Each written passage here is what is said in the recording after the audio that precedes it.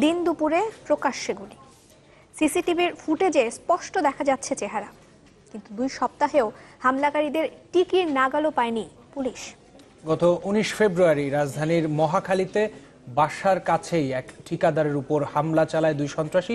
বাদীপক্ষের অভিযোগ, এই সন্ত্রাসীদের নাম, পরিচয়, ছবি সব হাতে থাকলেও সহযোগিতা করছে না পুলিশ। আর পুলিশের দাবি, আসামি ধরতে আপ্রাণ চেষ্টা চালাচ্ছেন তারা। রাশিদ নিজামের রিপোর্ট। 19 ফেব্রুয়ারি রোববার বিকেল 3:05 মহাখালী আইসিডিডিআরবি ও প্যারামেডিকেল হাসপাতালের লাগোয়া দক্ষিণ পাড়া এলাকা।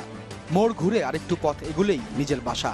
ঠিক এমন সময়েই প্রাণী সম্পদ অধিদপ্তরের ঠিকাদার দিদার হোসেন সজীবের মোটরসাইকেলের 2 পাশ থেকে দুজনের হামলা। খোঁজ নিয়ে জানা যায়, হামলাকারী জাবেদ 3টি গুলি করেন, যার একটি হাতে, একটি কানে, আরেকটি সজীবের বুকের পাশ দিয়ে বেরিয়ে যায়।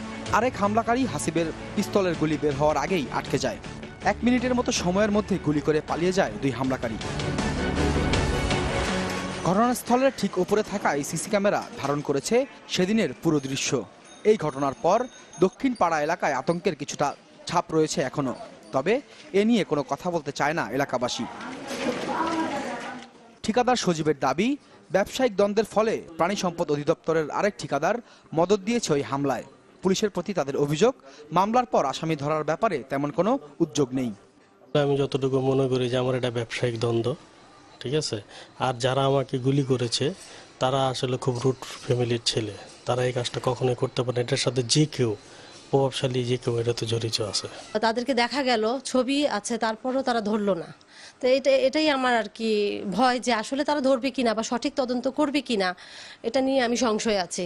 বাদীপক্ষের অভিযোগের বিষয়ে জানতে বনানী থানায় গেলে ক্যামেরার সামনে কথা বলতে চাননি ভারপ্রাপ্ত কর্মকর্তা ফরমান আলী।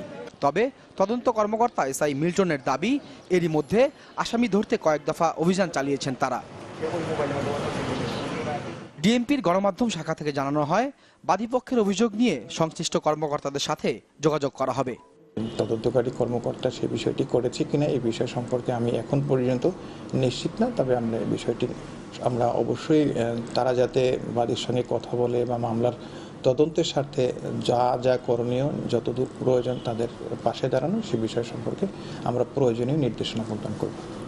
রাশেদ নিজাম, চ্যানেল 24, ঢাকা।